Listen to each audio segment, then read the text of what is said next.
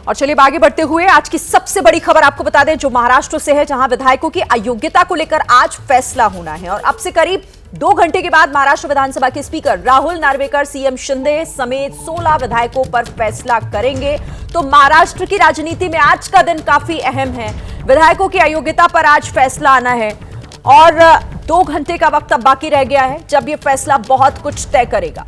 करीब 2 घंटे के बाद स्पीकर राहुल नार्वेकर फैसला सुनाएंगे। और स्पीकर के फैसले से पहले महाराष्ट्र में हलचल काफी बढ़ गई है। 3 बजे बाला साहेब ठाकरे भवन जाएंगे शिंदे गुट के विधायक। 4 बजे विधायक जो है वो विधान भवन पहुंचेंगे शिंदे गुट के विधायक। तो हलचल भी काफी तेज होती हुई स्पीकर के फैसले से पहले 3 बजे बाला साहेब ठाकरे भवन जाएंगे शिंदे गुट के विधायक। और इस पूरी खबर पर अभी हमारे पास ताजा अपडेट क्या है, कृष्णा ठाकुर हमें बताएंगे। कृष्णा, महज 2 घंटे का वक्त बाकी है जब यह महत्वपूर्ण फैसला होगा, क्या कुछ अपडेट फिलहाल वहां से? देखिए शिरीन, जैसा कि आपने कहा कि महज 2 घंटे का इंतजार और उसके बाद राहुल नार्वेकर ये बता देंगे कि शिवसेना के किस गुट के विधायक जो हैं वो योग्य रहेंगे या अयोग्य करार दिए जाएंगे। 2 घंटे का इंतजार है और इसीलिए अंदर जो है वो मीटिंग चल रही है। दोनों गुटों के वकीलों को ईमेल के जरिए ये संदेश पहुंचा दिया गया है कि वो जब डिटेल ऑर्डर पढ़ के सुनाया जाएगा तो उस समय वो विधानसभा अध्यक्ष के सामने रहे। और ये भी कहा गया है कि जो शिंदे गुट के जो तमाम एमएलएज हैं वो उद्धव ठाकरे गुट के जो एमएलएज हैं और शिंदे गुट के जो एमएलएज हैं सभी को उधर रहना होगा। साथ ही साथ जो बाला साहब भवन है यानी कि शिंदे गुट का जो पार्टी दफ्तर है वहां पर यह बताया गया है कि 3 बजे के आसपास वो सभी विधायक शिंदे गुट के वो बाला साहब भवन में जाएंगे। मैं इस वक्त जहां मौजूद हूँ वहां से महज 200 से 300 मीटर की दूरी पर वो सरकारी दफ्तर है जहां पर शिंदे गुट के तमाम जो है विधायक हैं वो दोपहर 3 बजे पहुंचेंगे, बाला साहब ठाकरे का आशीर्वाद लेंगे और उसके बाद वो वहां से विधानसभा की तरफ जाएंगे जहां पर राहुल नार्वेकर जो हैं वो अपना फैसला सुनाएंगे। ये कहा जा रहा है कि करीब 1 से 1.5 घंटे तक राहुल नार्वेकर उस फैसले को पढ़ेंगे और तमाम जो बुलेट पॉइंट्स हैं वो उन बुलेट पॉइंट्स में समझाया जाएगा कि किस गुट के जो विधायक हैं वो योग्य है या अयोग्य करार दिए जाएंगे। उसके बाद जो डिटेल ऑर्डर है शिरीन वो शाम तक ऐसा संभावना जताया जा रहा है। महत्वपूर्ण दिन है और काफी हलचल भी वहां पर बढ़ चुकी है। जो भी अपडेट होगा हमारे दर्शकों तक आप पहुंचाइएगा। मैं लौटती हूं आपके पास। लेकिन 16 विधायकों पर स्पीकर के फैसले से पहले राजनीति काफी गर्म हो गई है। सीएम शिंदे का कहना है कि सच्चाई की जीत होगी तो उद्धव ठाकरे स्पीकर और सीएम में मिली भगत का आरोप तक लगा रहे हैं। वहीं स्पीकर नार्वेकर कह रहे हैं कि संविधान और नियम के हिसाब से ही होगा जो भी फैसला आज सुनाया जाएगा। दोनों की मिलीभगत तो नहीं है और सिर्फ मिलीभगत कोई व्यक्तिगत रूप में ये केस नहीं है। देश में प्रजातंत्र रहने वाला है या नहीं है, या दोनों मिलकर प्रजातंत्र की हत्या करने की साजिश कोशिश कर रहे हैं, ऐसे अर्थ भी निकाला जा सकता है। सुप्रीम कोर्ट के सामने एक एफिडेविट दिया है और जिसमें दो बार वो मिले, एक बार नहीं 2 बार मिले हैं। वो उसमें हमने लिखा है कि आप भी उसमें देखो और मैं आपके माध्यम से जो जनता की अदालत है, क्योंकि जनता सर्वश्रेष्ठ होती है और उसीलिए हम लड़ रहे हैं।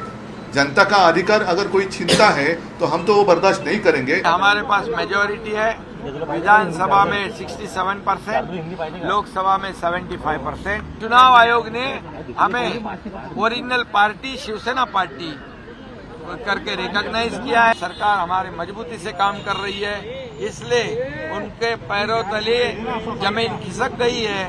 वो बेचैन हो गए हैं और अभी उनको सामने दिख रहा है उनकी हार, इसलिए ये गलत सलत आरोप लगाते हैं। जिस पार्टी की विचारधारा से जुड़े हुए हैं, हम विजय हुआ तो गर्व नहीं, पराभव हुआ तो शर्म नहीं, तेरा वैभव हमर रहे माँ हम दिन 4 रहना रहे, ये भाव से काम करते हैं।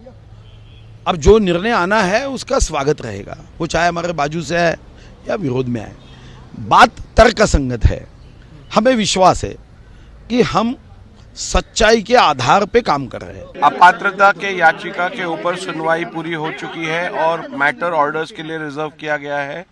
इस मैटर के ऊपर आज निर्णय दिया जाएगा। ये निर्णय संपूर्ण रूप से कानून को में जो प्राविधान है, संविधान में जो प्राविधान है और सर्वोच्च न्यायालय ने जो प्रिंसिपल सेट किए हैं उसके आधार पर ही ये निर्णय लिया जाएगा। और स्पीकर के फैसले से पहले आदित्य ठाकरे का भी बयान सामने आया है, जिनका कहना है कि संविधान के हिसाब से न्याय होना चाहिए। संविधान के हिसाब से फैसला हुआ तो 40 गद्दार बाहर हो जाएंगे। हा न्याय नुसतं शिवसेना उद्धव बाळासाहेब ठाकरे पक्षासाठी नाही, पण कुठचे संविधान पाळत आहेत अध्यक्ष महोदय ह्याच्यावर आहे। जर देशाच्या संविधानाप्रमाणे गेलं, जर डॉक्टर बाबासाहेब आंबेडकरांनी जे संविधान दिलं त्याप्रमाणे गेलं तर 40 गद्दार हे बाद झाले पाहिजेत। तो आपने सुना कि किस तरीके से सियासी बयान लगातार सामने आ रहे हैं, लेकिन अभी थोड़ा सा वक्त बाकी है जिसके बाद ये तय हो जाएगा कि महाराष्ट्र की राजनीति में आज क्या कुछ होने वाला है। इस पर नजर हमारी रहेगी। कृष्णा, आप नजर बनाकर रखिएगा। फिलहाल आपका शुक्रिया। इन दिनों ओटीटी पर एक से बढ़कर एक वेब सीरीज और फिल्में आ रही हैं। कितना बदल गया है ओटीटी, क्या कुछ नया होने वाला है और क्या अब थिएटर में सिर्फ बड़ी फिल्में ही चलेंगी? हमने ओटीटी के बड़े सितारों के साथ बातचीत की है और ओटीटी के हर पहलू पर बात हुई है राउंड टेबल पर। देखिए क्या बोले शारिब हाशमी, सनी हिंदुजा, नवीन कस्तूरिया और मानवी गगरू जैसे सितारे।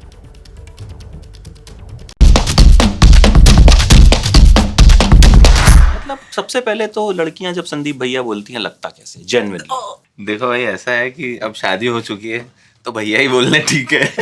ऐसा तो शारिब भाई नहीं देखो ऐसा कुछ नहीं है। शारिब भाई तुरंत बोले हैं। ये इकलौता भैया है जिसको मतलब लड़कियां जो है ना भैया बोल के भी सही इंडिया में दो भैया हैं, मुझे लगता है सलमान भाई हैं और फिर ये भैया आए हैं, भैया फेमस हुए। आप जो दिखते हैं और जो उसमें दिखते हैं दोनों बहुत अलग हैं। नहीं हाँ वो तो वैसे तो अमित भाई मेरी तैयारी तो ज़्यादातर स्क्रिप्ट से ही जुड़ी हुई थी कि जो मेरे को स्क्रिप्ट जब ये मिली थी तो मुझे बहुत डिफरेंट लगी थी फर्स्ट सीजन से, और मुझे एक्चुअली उसमें डर भी लगा था और खुशी भी हुई थी।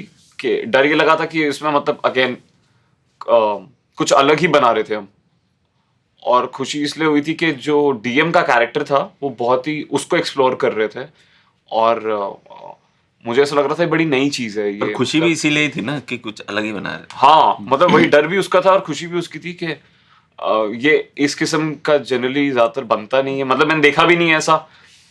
और कुछ बहुत ओरिजिनल आपके पास आता है तो आपको लगता है अरे you will be the first one two do something like this. आप काफी टाइम से यू आर डूइंग ओटीटी, अब how you feel it has changed? कितना चेंज हुआ है? आई थिंक मतलब ऑब्वियसली एक तरह से तो बहुत अच्छा पॉजिटिव चेंज आया था, बट आई थिंक अब वापस हम उधर जा रहे हैं। या बिकॉज किधर where we started from, which was कि सिर्फ बॉलीवुड को बजट मिल रहा है एंड बाकी सबके लिए बजट नहीं है, बाकी projects are termed smaller projects. और तो जो बीच में एक फेज आया था ना वेयर जो बूम हुआ था ओटीटी का, विच वॉज बिकॉज बहुत सारा ऐसी स्क्रिप्ट्स एंड कहानियाँ एंड कैरेक्टर्स आ रहे थे which we hadn't seen on celluloid, like mainstream celluloid. लेकिन अभी आई थिंक वापस we because the kind of films that are working are though spectacle films and ये वो तो फिल्म वाले वो बनाना चाह रहे हैं, तो और जो बाकी फिल्म वाले लोग हैं जो वो नहीं बनाना चाह रहे हैं वो ओटीटी पे आ रहे हैं। सो और जो ओटीटी वाले हैं आई डोंट नो उनका क्या होगा। So I don't know, let's see. I still think there are some players in the field who still believe in the purity or whatever जो भी जिससे हमने स्टार्ट किया था of OTT. Why only event films are working in theaters? अभी उनकी film आई Joram, brilliant film, वो theatre में आई है। कोई गया नहीं देखने उसको? जोरम मैंने देखी है और बहुत ही कमाल फिल्म है वो। अब नहीं चलने की मतलब वो क्या कहेंगे, उसके अंदर वो जो कमर्शियल ट्रोप्स जो होते हैं, जो रिक्वायर्ड मतलब जो कि गाना ऐसा होना चाहिए, जो बड़े स्केल पे सारी चीज़ें होनी चाहिए, पता नहीं क्या।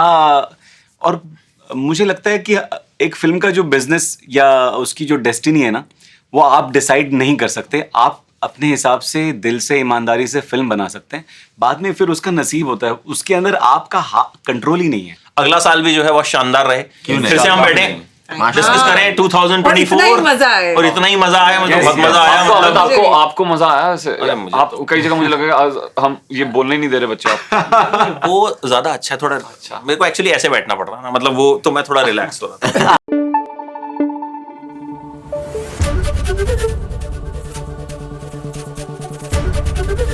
एबीपी न्यूज आपको रखे आगे।